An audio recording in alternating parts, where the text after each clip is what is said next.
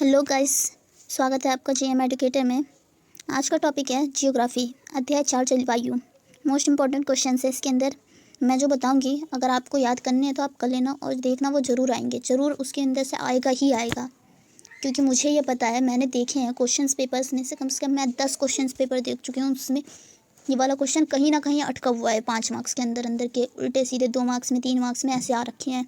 ठीक है, चलिए देखते हैं, क्वेश्चन की ओर चलते हैं। हर बार की तरह हम पहले 1 अंक वाले प्रश्न देखेंगे। पहला प्रश्न है, भारत में सबसे ठंडा स्थान कौन सा है? द्रास है। द्रास मतलब न्यूनतम तापमान है 40 डिग्री पे होता है। उत्तर पश्चिमी भारत में शीतकालीन वर्षा का क्या कारण है? पश्चिमी विक्षोभ। पश्चिमी विक्षोभ जब आता है, अच्छा पश्चिमी विक्षोभ आपको पता है कि नहीं पता? पता ही होगा, चैप्टर पढ़ चुके हो आप लोग। अब ये रिवीजन का वक्त है, पेपर आने वाले हैं। थर्ड क्वेश्चन है, मानसून पूर्व का वह कौन सा स्थानीय तूफान है जो कहवा की कृषि के लिए उपयोगी होता है? फूलों वाली बौछार, cherry blossom. Cherry blossom. Fourth question, जाड़े के आरंभ में तमिलनाडु के तटीय प्रदेशों में वर्षा किस कारण होती है? उत्तर पूर्वी मानसून। उत्तर पूर्वी मानसून में होती है। ये वाला हो सकता है आ जाए आपका तमिलनाडु वाला, 1 अंक में हो सकता है ये वाला। फिफ्थ क्वेश्चन, भारत में कौन सा स्थान सर्वाधिक वार्षिक वर्षा प्राप्त करता है? मौसिन राम। ये लॉन्ग क्वेश्चन में याद कर लोगे तो शॉर्ट में जरूरत नहीं है, सारे लॉन्ग में भी आएंगे ये। ठीक है। कोपेन द्वारा भारत के जलवायु वर्गीकरण के क्या आधार हैं? तापमान एवं दृष्टि के मासिक मान पर। कोपेन के वर्गीकरण के अनुसार भारत में इस प्रकार की जलवायु कहाँ पाई जाती है? कोरोमंडल तट पर पाई जाती है, इस नाम की। मैंने मैप पे फिल कर रखा है कोपेन का, आपको दिखाऊंगी लास्ट में। ठीक है। 8th प्रश्न है, केरल व तटीय कर्नाटक में मानसून पूर्व की स्थानीय तूफानी वर्षा को क्या है? यह वर्षा आमों को जल्दी पकने में सहायता करती है। आम्रवृष्टि वर्षा। 9th है, असम और पश्चिम बंगाल में बैसाख के महीने में शाम को चलने वाली भयंकर व विनाशकारी वर्षा युक्त पवनें कहलाती हैं काल बैसाखी। ये पढ़ लोगे ना, याद हो जाएगा आपको, मैं सीरियस बता रही हूँ, पढ़ने ही में तुरंत याद हो जाएगा आपको अगर पेपर का जुनून होगा तो। 10th है, उत्तरी मैदान में पंजाब में बिहार तक चलने वाली शुष्क गर्म व पीड़ादायक पवनें क्या कहलाती हैं? लू मतलब जो गर्म हवाएं नहीं चलती हैं, ठंड मतलब गर्मियों में जो हवा चलती है एकदम गर्म गर्म, उसी को लू कहते हैं। ठीक है। 3 अंक वाले प्रश्न देखते हैं। भारतीय मौसम तंत्र को प्रभावित करने वाले 3 महत्वपूर्ण कारक कौन से हैं? ये वाला प्रश्न 2 बार आ चुका है पेपर में। ठीक है, ये वाला 2 बार प्रश्न आ चुका है पेपर में। ठीक है। भारतीय मौसम तंत्र को प्रभावित करने में वायुदाब एवं पवन संबंधी कारक महत्वपूर्ण भूमिका निभाते हैं। इनका अध्ययन अति आवश्यक है। पहला है दाब और वायु धरातलीय वितरण, दूसरा ऊपरी वायु परिसंचरण, तीसरा है वायु राशियों का अंतर प्रवाह, जेट प्रवाह। जेट प्रवाह क्या है? ये वाला क्वेश्चन आपको पता है? चलो लास्ट में देखेंगे, अभी मैं दिखाऊंगी। ये रहा थर्ड क्वेश्चन, ये रहा जेट प्रवाह क्या है। ठीक है। शीत ऋतु में पश्चिमी विक्षोभों तथा वर्षा ऋतु में उष्णकटिबंधीय चक्रवातों में वर्षा होना। सेकंड क्वेश्चन है, अतः उष्ण अभिसरण क्षेत्र। ये वाला क्वेश्चन 1 बार आ चुका है। सारे क्वेश्चन आ गए हैं। ये वाला भी 1 बार आया था, ये वाला भी 1 बार आया था, ये वाला 3 मार्क्स में आया था, और ये वाला भी 3 में आया था, पर अलग अलग सैंपल पेपर्स में आए हैं। ठीक है, इसलिए मतलब कोई सा भी उठ के आ जाएगा, आपको याद करने हैं पर सारे। ठीक है। अतः उष्णकटिबंधीय अभिसरण क्षेत्र ITCZ क्या है? भूमध्य रेखा के निकट वह कटिबंध है जहाँ उत्तरी गोलार्ध से उत्तरी पूर्वी व्यापारिक पवनें तथा दक्षिणी गोलार्ध से दक्षिण पूर्वी व्यापारिक पवनें आपस में मिलती हैं। सूर्य की लंबवत किरणों के साथ इसकी स्थिति में परिवर्तन होता रहता है। ग्रीष्म काल में इनकी स्थिति उत्तर में कर्क रेखा से निकट तथा शीतकाल में मकर रेखा के निकट होती है। ग्रीष्म ऋतु में इसकी स्थिति 25 डिग्री अंश उत्तरी अक्षांश पर होती है, जिसके परिणाम स्वरूप दक्षिण पूर्वी व्यापारिक पवनें भूमध्य रेखा को पार करके दक्षिण पश्चिमी मानसून के रूप में भारत में प्रवेश कैसे करती है पवनें? आप लोग अगर चैप्टर पढ़ोगे तो आपको सब कुछ समझ आएंगे। जियोग्राफी के बादल कैसे बनते हैं, हवाएं कहाँ से किस ओर चलती है, ठंडी हवाएं क्यों चलती हैं, ये गर्म हवाएं क्यों चलती हैं, सब कुछ पता चलेगा। सबसे पास कब होता है सूर्य, सबसे दूर कब होता है सूर्य, ये सब पता चलेगा, पर पढ़ोगे तब। कुछ को तो पता ही नहीं होगा कि ये भी पता चलना था इसमें, सूर्य कब पास होता है कब दूर होता है, ये सब भी पता चलता है जियोग्राफी में। जेट प्रवाह क्या है? इसका क्या प्रभाव पड़ता है? क्षोमंडल क्षोभमंडल में भूपृष्ठ से लगभग 12 किलोमीटर की ऊंचाई पर 36 दिशा में तेज गति से चलने वाली वायुधाराओं को जेट प्रवाह कहते हैं। फर्स्ट है, शीत ऋतु में अत्यंत लाभकारी वर्षा वाले पश्चिमी विक्षोभों को भारत में जाने का काम यही जेट स्ट्रीम करती है। जेट स्ट्रीम में अपनी स्थिति में परिवर्तन के कारण ये विक्षोभ भारत में प्रवेश कर पाते हैं। सेकंड है, इसी भारत पूर्वी जेट प्रवाह उष्णकटिबंधीय चक्रवातों को भारत की ओर आकर्षित करता है। भारतीय मानसून की प्रमुख विशेषताएं बताइए। भारतीय मानसून की 3 प्रमुख विशेषताएं हैं। ऋतु के अनुसार वायु की दिशा में परिवर्तन होना, मानसून पवनों का अनिश्चित तथा संदिग्ध होना, मानसून पवनों के पारदर्शिक स्वरूप में भिन्नता होते हुए भी भारतीय जलवायु को व्यापक एवं एक रूपता प्रदान करना। मानसून प्रस्फोट से आपका क्या अभिप्राय है? देखो क्वेश्चन पता है कैसे आएगा, आपको एक क्वेश्चन बताऊंगी लास्ट में जो ऐसे आएगा, उसमें सब आ जाएगा, फिर जेट उसमें आ जाएगा। जलवायु के अंतर्गत प्रस्फोट, जेट प्रवाह तथा विच्छेद, ये सारा उसमें आ जाएगा। 2-2 लाइन आपको उसकी डेफिनेशन लिख देनी है और ये आ जाएगा 3 मार्क्स में ये आएगा, 5 में भी आ सकते हैं, पर सारे उसके अंदर दे देंगे और आपको लिखने पड़ेंगे फिर सारे एक साथ। आप सोचोगे ये याद करूँ वो याद करूँ, पर सारे याद करो। मानसून प्रस्फोट से आपका क्या अभिप्राय है? आर्द्रता से लदी पवनें जब अत्यधिक भारी हो जाती हैं तो अपनी अधिशेष नमी को अत्यधिक गर्जन के साथ छोड़ती हैं,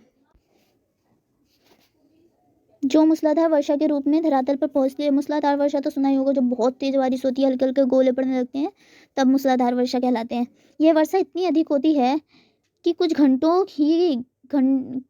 कुछ ही घंटों में एक विस्तृत क्षेत्र को बाढ़ग्रस्त कर देती है। मैंने कहा ना, जब बहुत ज़्यादा वर्षा होती है तभी होती है ये मूसलाधार वर्षा। दक्षिण पश्चिम मानसून द्वारा वर्षा अकस्मात ही शुरू हो जाती है। मानसून के इस अकस्मात आरंभ को ही मानसून प्रस्फोट कहते हैं। इसे याद करके जाना, ये वाला क्वेश्चन आएगा। और मानसून विच्छेद भी आएगा, और ये सारे एक साथ दे देगा क्या क्या होता है। मानसून विच्छेद क्या होता है, मानसून प्रस्फोट क्या होता है, ये सब एक साथ दे देगा। आपको छोटी छोटी लाइन लिख देनी है उसमें सिर्फ। मानसून में विच्छेद किसे कहते हैं? मानसून में विच्छेद जब पवनें 2 सप्ताह या इससे अधिक अवधि के लिए वर्षा करने में असफल रहती हैं तो वर्षा काल में शुष्क दौर आ जाता है, इसे मानसून का विच्छेद कहते हैं। इतना ही लिखना है बस, इसके आगे कुछ नहीं जानते, हम नद पढ़ते हैं।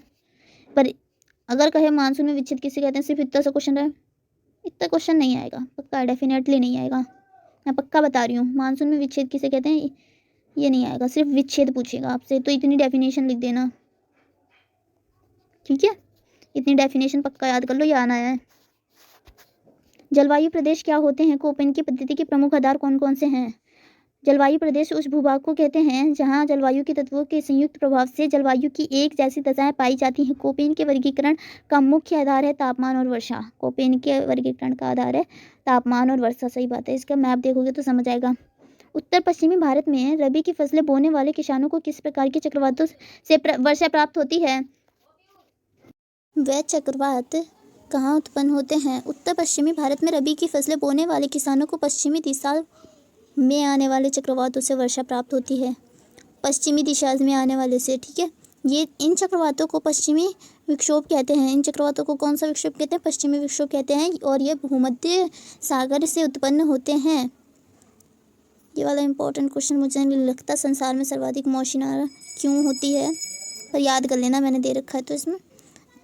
10वां क्वेश्चन भी देख लो। तमिलनाडु के तटीय प्रदेशों में जो जाड़े के मौसम में अधिक वर्षा क्यों होती है? भारत का पूर्वी तट विशेषतः तमिलनाडु तट दक्षिण पश्चिम मानसून द्वारा वर्षा प्राप्त नहीं करता।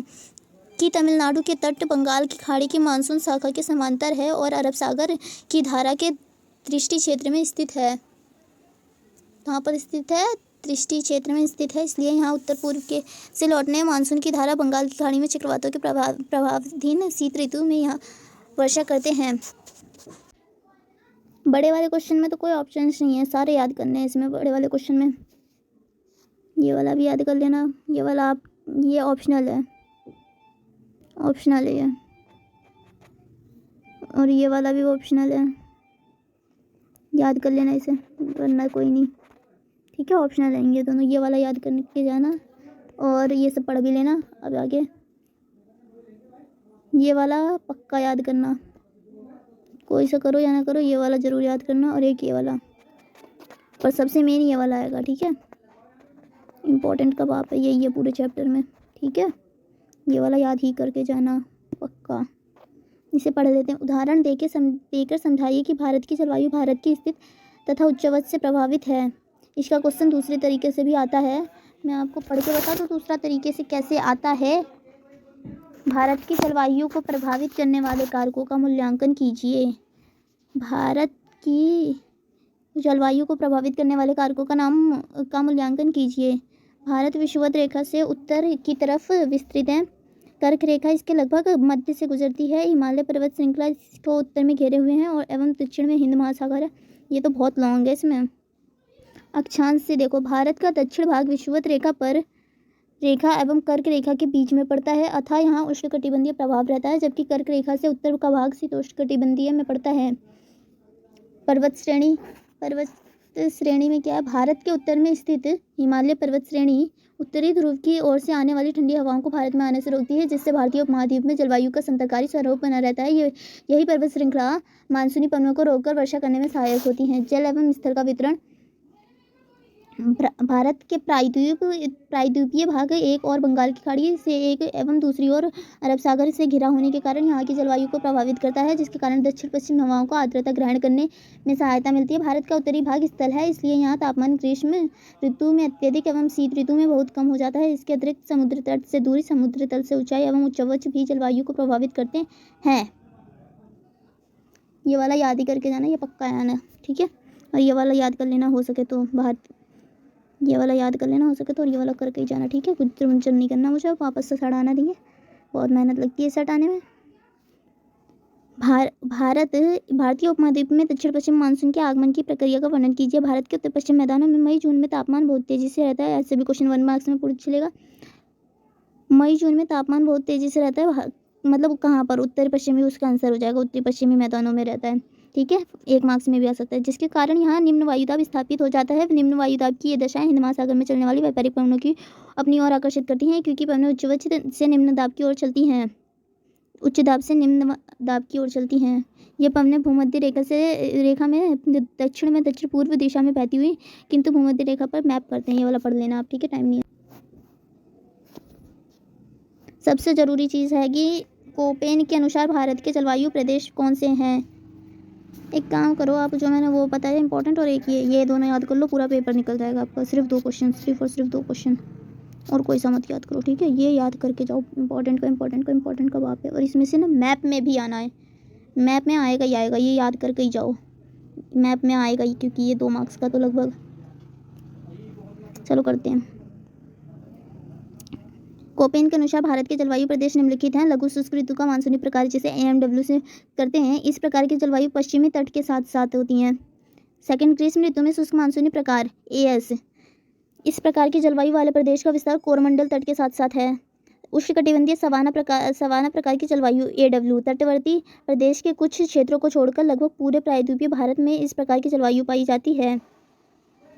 अर्धशुष्क स्टेपी जलवायु PSHW, प्रायद्वीपीय के अंतर के भाग में तथा गुजरात, राजस्थान, हरियाणा, पंजाब, जम्मू और कश्मीर में कुछ भागों में पाई जाती है BSHW। और ये उष्ण मरुस्थलीय प्रकार की जलवायु BWHW, इस प्रकार की जलवायु केवल राजस्थान के पश्चिमी भाग में पाई जाती है। शुष्क शीत ऋतु वाला प्रदेश CWG, भारत के उत्तरी मैदान के अधिकतर भाग में यह जलवायु पाई जाती है। इसका मैप दिखाऊंगी, अभी देख लेना कहाँ कहाँ फिल करना है, ऊपर भी दे रखा है, ठीक है। वैसे भी मैं दिखा दूंगी जहाँ जहाँ फिल करना है।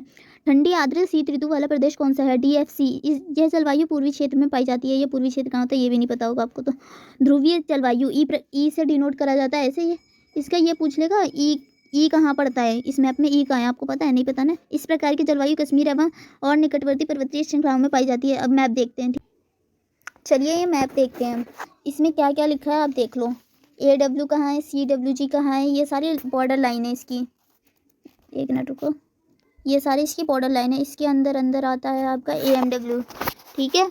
और इसके ऊपर वाले में आता है, इतने के अंदर जो है वो आता है BSHW, अर्धशुष्क स्टेपी जलवायु। और इसके अंदर आता है, इसके अंदर जो आते हैं इसकी। और आपको मैप कैसे फिल करना है ये वाली वीडियो में ज़रूर डालूंगी, बिना देखे तो कतई मत जाना, वरना पेपर के मैप छोड़ाओगे, गलत ही भराओगे, कतई देखना। और मतलब सॉरी, मेरी आदत है ना इसलिए। और इसके अंदर ये वाला BSW स्टेपी वाला आएगा, यही वाला BSHW, अर्धशुष्क स्टेपी जलवायु। और इसके अंदर आएगा BWHW, गर्म मरुस्थल, और इसके अंदर ध्रुवीय ई वाला आएगा। ये वाला इंपॉर्टेंट पार्ट है हर जगह में, मृदा में और सब जगह, मतलब ये वाला इंपॉर्टेंट पार्ट है जो ई से डिनोट होता है यहाँ का, ठीक है। और यहाँ पर भी था एक जगह, हाँ ये रहा, ये DFC से डिनोट करा जाता है। यहाँ पर देखो DFC, लघु ग्रीष्म ठंडी आर्द्र शीत ऋतु वाला मानसून, ठीक है। और ये वाला जो पूरा भाग है इतना, ये सब जो इतना भाग है ये सब AW से हो जाएगा, मतलब उष्णकटिबंधीय है, उष्णकटिबंधीय वाला आएगा, ठीक है। और ये मैंने आपको बता दिया, ये वाला CWG का हो जाएगा, शुष्क वाला। सारे देख लो और इसे ना नोट कर लो, कम से कम 5-6 मैप ले आके मृदा का, जलवायु को और प्राकृतिक वनस्पति का सारा देख लो, ठीक है। Thank you. अब मैं मैप की करूँगी, वो भी देख लेना। और जो क्लास 11th में लेटर आएगा, लेटर कौन सा आएगा आपको पता है, वो वाला मैं बताऊँगी, वो वाला कर लेना।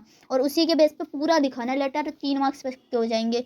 पोस्टर आपको शायद आता ही होगा, वरना मैंने डाल रखी है वीडियो, वो देख लेना। ना समझ आए तो कमेंट में बताओ, नहीं आ रहा समझ में, आप वापस बताओ, तो वापस तो बताएंगे हम आपको, पर आप बताओ तब ना, कमेंट तो करो एक आध बार, ठीक है। Thank you for watching. And जो आपको चाहिए, आपको जो जिसमें दिक्कत हो, कठिन लग रहा हो आपको जो सब्जेक्ट, उसमें बताओ, उसका करेंगे हम ईजी से ईजी वे में।